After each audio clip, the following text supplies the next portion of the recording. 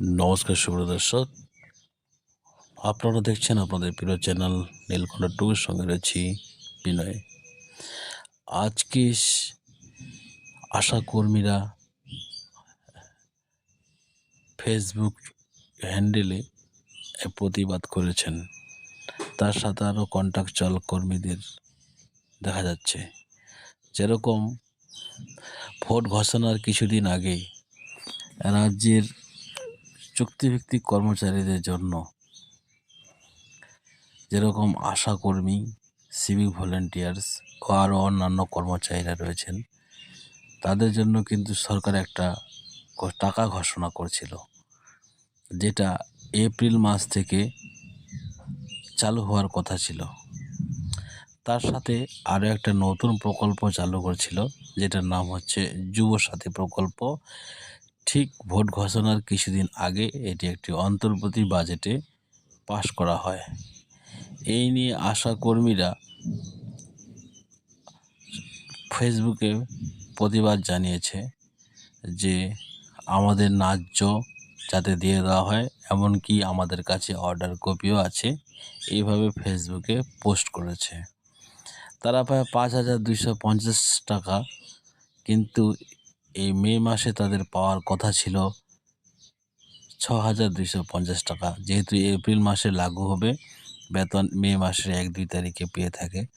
ঠিক সিমিলারলি সেখানে সিভিক ভলেন্টিয়ার্সদেরও এবং ভিলেজ পুলিশদেরও কিন্তু 1,000 টাকা বাড়ার ঘোষণা করেছিল বিদায়ী মুখ্যমন্ত্রী মমতা বন্দ্যোপাধ্যায়। কিন্তু নির্বাচন ঘোষণা হয়ে যাওয়ার পরেই জানি না কী কারণে তারপর থেকে এপ্রিল মাস যুবসাথী প্রকল্পের টাকা অনেকে পেয়ে থাকলেও কিন্তু সিভিক ভলেন্টিয়ার্সদের এবং আশা কর্মীদের জন্য আবার আরও যে ভিলেজ পুলিশ রয়েছে তাদের জন্য যে 1,000 টাকার কথা বাড়ানোর কথা বলা হয়েছিল, সেটা কিন্তু দেয়নি। বর্তমানে ইলেকশন বার হয়ে গেছে, ইলেকশনের ফলাফলও বার হয়ে গেছে, নতুন সরকারও গঠন হয়েছে। যখন মে মাসের বেতন হাতে পায় রাজ্যের স্থায়ী এবং অস্থায়ী যে চুক্তিভিত্তিক কন্ট্রাকচুয়াল কর্মচারীরা, তখন তারা সারা বেতনে দেখতে পায় যে তাদের যে 1,000 টাকা বাড়তির কথা ছিল সেটা কিন্তু পায়নি। এই কারণে এখন তাদের মধ্যে একটা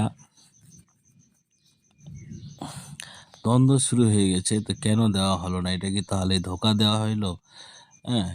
এই কারণে ফেসবুকে আশাকর্মীরা প্রতিবাদ করছে যে সবাই আসো এবং অন্যান্য তাদের কন্ট্রাকচুয়াল এবং অস্থায়ী কর্মচারীদের সাথ দিতে বলছে, যে আমরা আমাদের ন্যায্য পাওয়া বুঝিনি। এইভাবে ফেসবুকে পোস্ট করেছেন। তো দর্শক, এটা কিন্তু অরিজিনালি ভোট ঘোষণার কিছুদিন আগে মুখ্যমন্ত্রী একটা নতুন প্রকল্প চালু করেন, যেটার নাম হচ্ছে যুবসাথী প্রকল্প।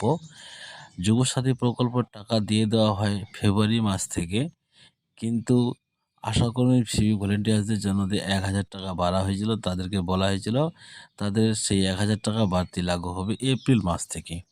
এপ্রিল মাস চলে যাওয়ার পরও কিন্তু মে মাস চলে যাচ্ছে, অর্ধেক মাস, তবু কিন্তু সিভিক ভলেন্টিয়ার্সদের সেই বাড়তি 1,000 টাকা ঢুকেনি এবং আশাকর্মীদেরও ঢুকেনি।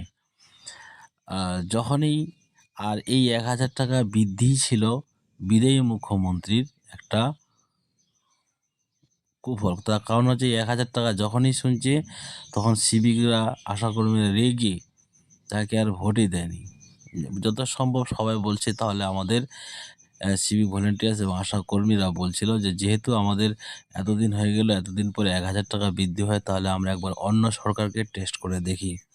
এই জন্য সবাই দুহাত ভরে নতুন সরকারকে ভোট দিয়েছেন, এবং যাদের দেওয়ার ইচ্ছা করেনি তারা হয়তো অন্যান্য পার্টি, যেরকম অন্যান্য পার্টিতেও হয়তো দিয়েছেন, কিন্তু তবু বর্তমান সরকারকে হয়তো ভোট দেয়নি।